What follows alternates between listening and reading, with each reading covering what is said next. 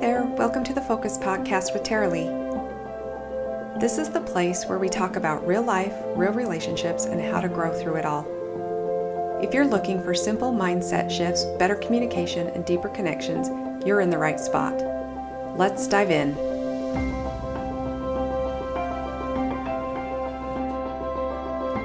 Hi, welcome back to the Focus Podcast. I'm Tara Lee, and I'm glad you're here. I'm a parent coach, and I'm also just a mom who's been through it, and I get what it feels like when your home feels more tense than connected. And I know how heavy it can get when your teen is struggling and you're doing absolutely everything you can, but it still feels like you're not getting through. If this is your first time listening, welcome. You are in the right place. And if you've been here before and listened to our first episode, I appreciate you coming back. It means a lot to me. In the last episode, I talked a little bit about something that my dad used to say that really shaped how I see things now. And it's what you focus on expands. That one sentence became absolutely everything that I teach here at Peaceful Heart Journey. It helped me shift how I show up in my relationships, especially with my kids. And it's the foundation of something I now call the focus framework.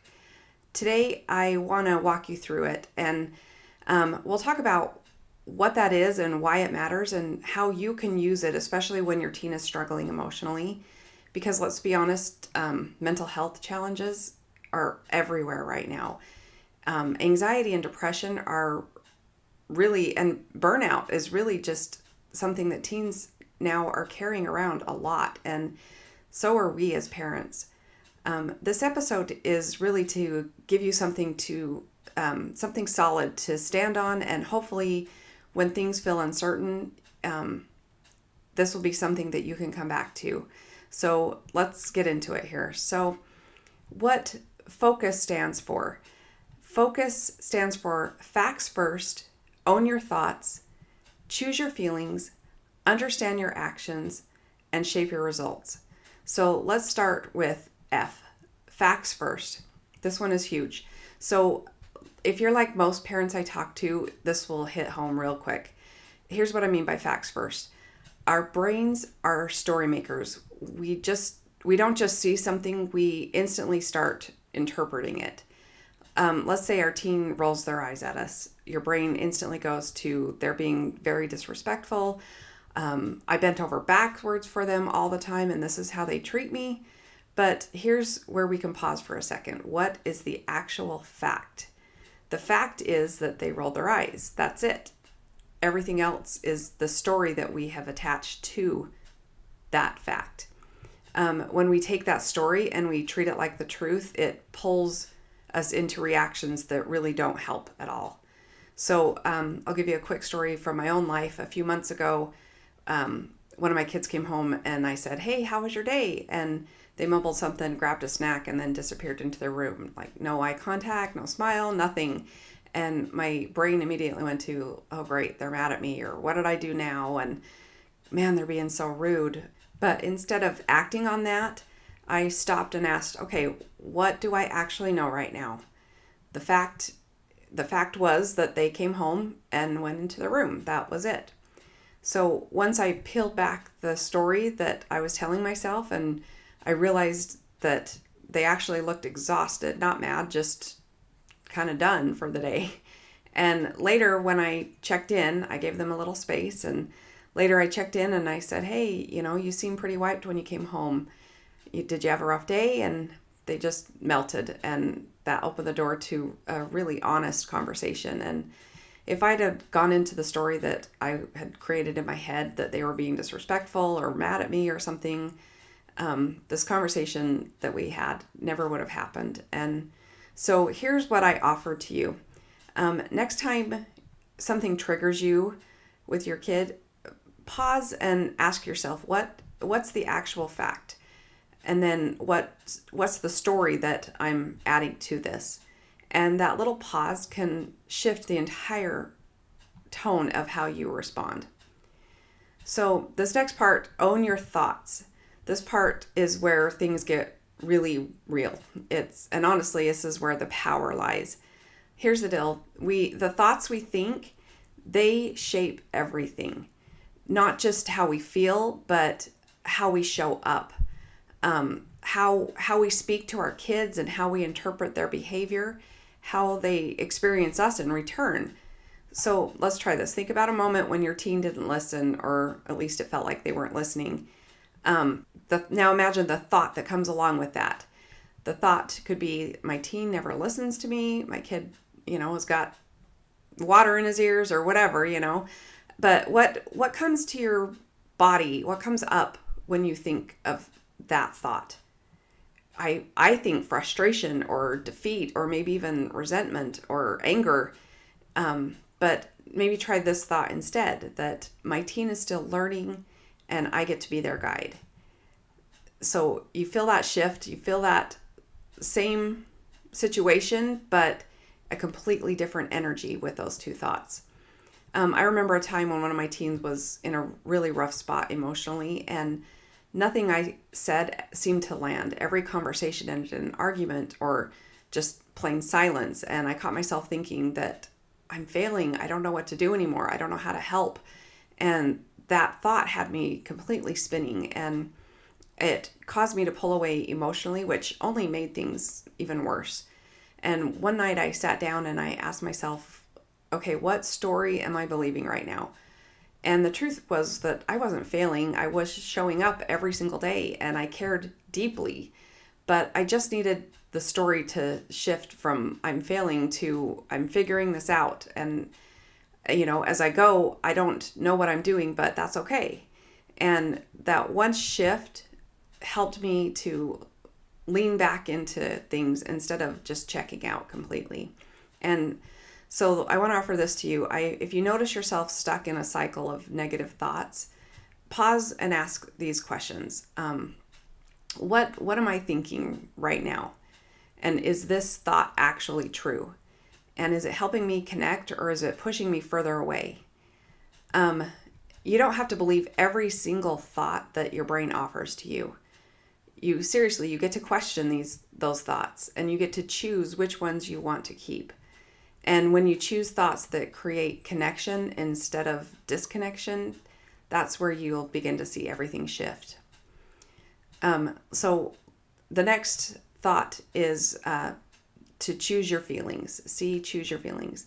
And this one is really a game changer. Most of us grow up thinking that our feelings are just reactions to what's happening around us, and they show up without warning, and we're just stuck with these feelings. But here's the truth. Our feelings don't come from what somebody else says or does. They come from our thoughts and the thoughts that we have about those things.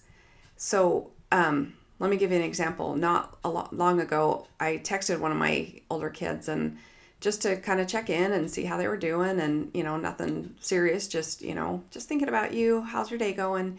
And hours went by and no reply, and still later that evening, nothing. And my brain started kind of going wild. Like, are they mad at me? Did I do something wrong?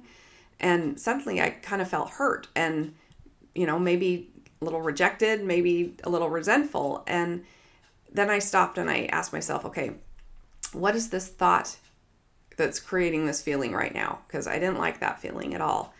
And it wasn't the lack of reply that was upsetting me. It was the story that I had created inside my head about it. So I challenged that story. I asked, okay, what else might be true here? Maybe they're like me and they typed up a whole reply and forgot to hit send. Yes, I've done that. And many times, sadly, so many times I can't count. But, maybe everything's fine. And so then I chose a different thought, that this isn't personal. I'm sure that maybe they're busy. So instantly that change in thought made me feel calmer and felt better. Later that evening, they called me and totally upbeat and totally fine. They just had a busy day. It was no big deal. So the whole spiral that I was starting to do, it was completely unnecessary, but it taught me something very powerful, that we always have a say in how we feel, because we can choose the thoughts that we believe. So here's another thing I want to offer you. When you have emotions that rise up, and especially the hard ones, take a moment to ask yourself, what am I feeling right now? And what thoughts caused that feeling? And is that feeling is something that I want to stay in, or do I want to shift that? So here's the key. If this isn't about ignoring or suppressing your feelings, it's about owning them and choosing what kind of energy you want to bring into that moment. You can choose peace, and you can choose love, and you can choose curiosity. It doesn't mean that everything magically gets better, but it does give you your power back. So now that we've talked about thoughts and feelings, let's talk about what happens next, and that is our actions. The way we show up in the moment, that's directly connected to how we feel. So if you're feeling overwhelmed or anxious or angry, chances are your actions are going to come out in ways that you might not love later. So yelling or snapping or shutting down or withdrawing it's normal, but it usually leaves us feeling worse, not better. I had a mom who I worked with once that told me that I don't want to be a yeller, but I don't know how else to get through to her. And as we talked about it, it became clear that she wasn't yelling because she didn't care. She was yelling because she did care, and she was afraid that her daughter was falling behind, and afraid that she wouldn't make it, afraid that she was losing her. And the fear was driving her behavior. Once we named that, she started choosing to show up from love instead of fear. And her daughter felt the difference, and their relationship just completely changed. I've seen this in my own life too. There was a time when one of my kids was really struggling, and I found myself reacting out of panic and not peace. And I was trying to control everything out of fear. And I remembered something that my dad used to say. He was a family therapist, and honestly, he was so wise. Not that I would have told him that as a teenager, but this is what he said to me. He said, if your parenting is coming from fear, it's going to lead to control. But if your parenting comes from love, it will lead to connection. And that totally stopped me in my tracks. It was something that I had to remind myself all the time. So take a breath and ask yourself, what is really driving the way that I'm showing up right now? Is it fear? If it's fear, you can shift to love. And if it's anger, you can pause and explore what's underneath that anger. Because once you understand what's driving your actions, you can start choosing them instead of reacting. All right, let's bring it all together.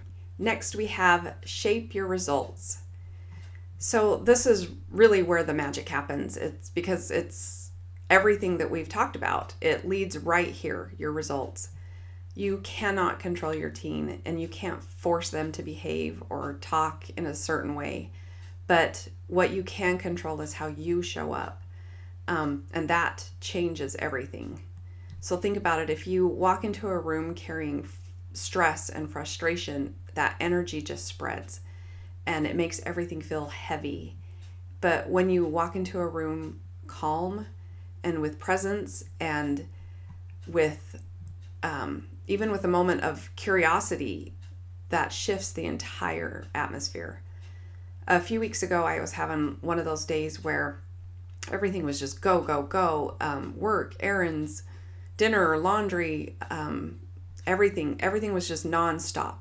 And by the time one of my kids came into my office and started chatting away and asking questions and telling me stories, my very first thought was, oh, honestly, I don't have time for this. I'm so exhausted. I don't have energy for this. And then I caught myself and I asked myself, how do I want to show up in this moment right now? And I knew this moment was a chance of connection and even just 5 minutes. So I pushed my laptop aside and I said, I'm really tired, but I want to hear about your day. So let's chat for a minute. And we did. And it filled my heart more than crossing anything off of my to-do list ever could. So I'll ask you this one question. How do you want to show up in your relationship with your teen right now, today? Because every time you choose presence over perfection, when you choose intention over reactivity, and connection over control, you're shaping the kind of relationship you want. It doesn't happen overnight, and it really truly is moment by moment. So let's talk a little bit about mental health. I want to get a little bit deeper here because this is where a lot of parents are hurting. If your teen is struggling right now with their mental health, whether it's anxiety or depression or just being really withdrawn, it can feel really heavy, and you want to help, you want to fix it, but sometimes you don't even know where to start. But here's the truth that I want you to hold on to. That is that connection comes before correction. So your number one job in those moments is not to fix, but it's to be safe, to be steady, to make your teen feel emotionally safe with you. And that starts with trust. Trust is built in just the smallest moments, like how you respond to their silence and how you sit next to them without pushing, how you say, I'm here for you if you want me to talk, if you want to talk. One of the hardest seasons I went through was with one of my daughters, when she was in a really, really low place emotionally. It felt like every emotion that she had seemed to be thrown at me. And to be honest, I wanted to match her energy with some days, and I wanted to snap back, and it hurt. But I remember talking to my dad, again, full of wisdom, and he said this to me. He said, sometimes when kids feel unlovable, they will test the person that they feel the safest with.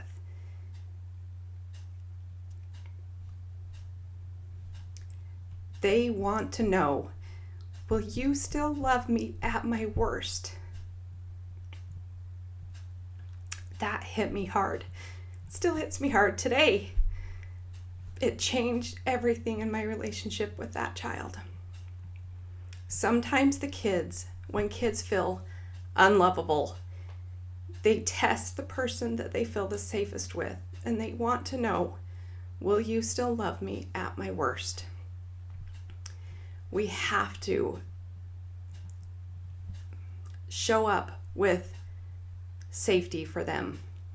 Because when I realized that she wasn't trying to push me away, she was checking to see if I'd stay. And I knew it was my job. My job wasn't really to fix her behavior. It was to anchor her. So if you are in that space right now, hear me. You do not have to say all the right things.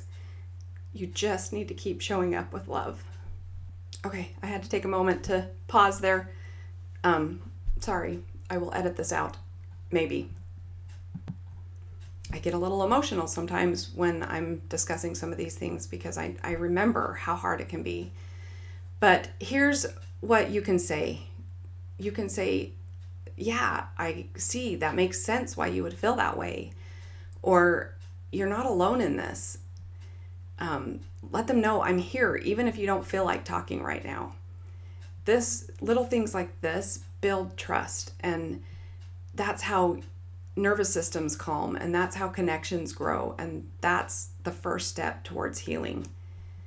So, okay, take a breath. This is big work, and it's sacred work. You are not here to be perfect. You are here to be present. And you're not here to control your teen. You are here to connect with them.